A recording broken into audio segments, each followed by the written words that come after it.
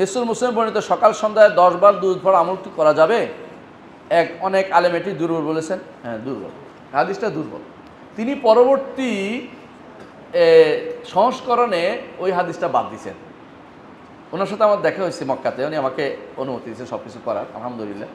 তো উনি আমাকে বরং বইগুলি চাইছে, আমি দিতে পারিনি, উনি এর আগে পরে মারা গেছেন, আল্লাহ জান্নাত নসিব করুন।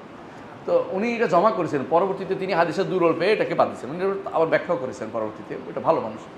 তো ওইটার কিন্তু দুরূদ পড়তে তো নিষেধ নাই, উত্তম তো আপনি এটা সময় এবং সংখ্যা নির্ধারণ না করে সারাদিন দুরূদ পাঠ করেন, বিশেষ করে শুক্রবারে, তাতে কোনো সমস্যা নেই।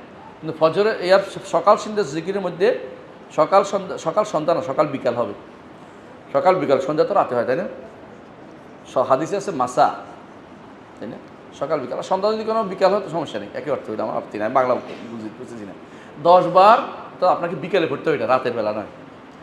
10 বার দুরূদের নির্ধারণ সংখ্যা না করে আপনি এমনি আমভাবে যে কোনো সময় পড়বেন, অসুবিধা নেই। যত বেশি দুরূদ পড়বেন তত বেশি রসুলের কাছে থাকতে পারবেন হাসরের দিন।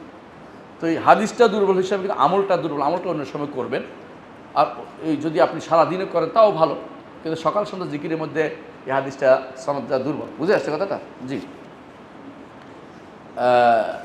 এই জন্য আপনি ওই হিসাবে সকাল জিকিরের মধ্যে আমল রাখবেন না, সকাল সন্ধ্যার মধ্যে রাখবেন না, পরে করবেন, সারাদিন করতে পারবেন। যখন মনে আসে তখন আল্লাহুম্মা সাল্লি আলা মুহাম্মদ বলতে পারবেন। সংক্ষেপ দুরূদ কোনটা? সাল্লাল্লাহু আলাইহি ওয়াসাল্লাম। কত সহজ।